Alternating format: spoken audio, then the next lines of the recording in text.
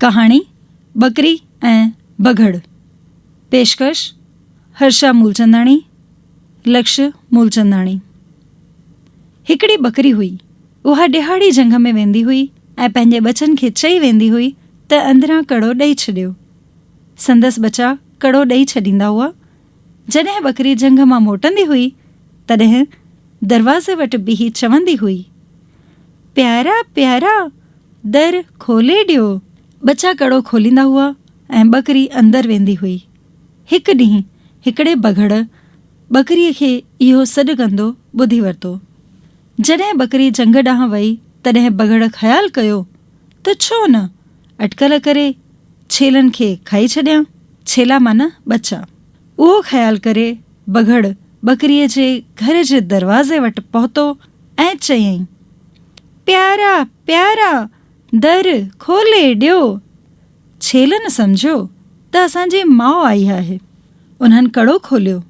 बघड़ अंदरि वञी छेलनि खे खाई खपाए छॾियो। पोइ दरवाज़ो ॿेकड़े हलियो वियो। सिज लथे महिल बकरी आई ऐं चयईं, प्यारा प्यारा दर खोले ॾियो। मगर बचा हुजनि त जवाबु ॾियनि।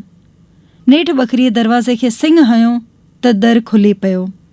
अंदरि वञी ॾिठईं त हिकु छेलो बि न ठहे। रोअंदी रोअंदी ॿाहिरि निकिती। शींहं वटि वई ऐं वञी पुछियईंसि त तो मुंहिंजा 2 बचा त न खाई छॾिया आहिनि। शींहं जवाबु ॾिनोसि, न में मूं न खाधा आहिनि। पोइ बकरी चीते वटि वई।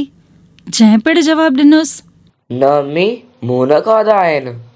बकरी सभिनी जंगली जानवरनि वटि वई मगर हर कंहिं इहो साॻियो जवाबु ॾिनो, अम्मी मूं तुंहिंजा बच्चा कोन खाधा आहिनि। नेठि बकरी बघड़ वटि वई। जंहिंखां पुछियईं, ए बघड़, तो मुंहिंजा बचा त कोन खाधा आहिनि। बघड़ चयसि, हा मूं खाधा आहिनि। तोखे मूंसां लड़णो आहे त भली अची लड़। बकरीअ चयसि, चङो, आर्तवार ॾींहुं तुंहिंजी मुंहिंजी लड़ाई आहे। ईअं चई बकरी हली वई। पोइ लुहार वटि वई ऐं चयईंसि, लुहार, तूं मुंहिंजो सभु खीरु ॾुहे वठि ऐं मुंहिंजा सिंग अहिड़ा तिखा कर जो मख विहे त बि कटिजी वञे। लुहार बकरीअ जो खीरु ॾुधो ऐं संदसि सिंग तमामु तिखा कयईं। बघड़ खे जा ख़बर पई त सो बि लुहार ॾांहुं वियो। रस्ते में हिकु गॾह जी टंग पई हुई। उहा खणंदो वियो। वञी चयईंसि, ए लुहार, हीअ गॾह जी टंग वठ ऐं मुंहिंजा ॾंद तिखा कर। लुहार खे ॾाढी कावड़ आई मगर हू इहा कावड़ पी वियो। इहा टंग इते रख, अच त तुंहिंजा ॾंद तिखा करियां। ईअं चई लुहार बघड़ जा ॾंद घसे तमामु मुॾा करे छॾिया। पोइ बघड़ हलियो वियो। आर्तवार ॾींहुं बकरी बघड़ वटि वई ऐं चयईंसि, बघड़, अच त लड़ाई करियूं। पहिरीं तूं काह कर। बघड़ ज़ोर सां डोड़ी वञी बकरीअ खे चक पातो मगर ॾंद हुअसि मुॾा, सो बकरीअ जा फ़क़ति थोरा वार छिनी सघियो।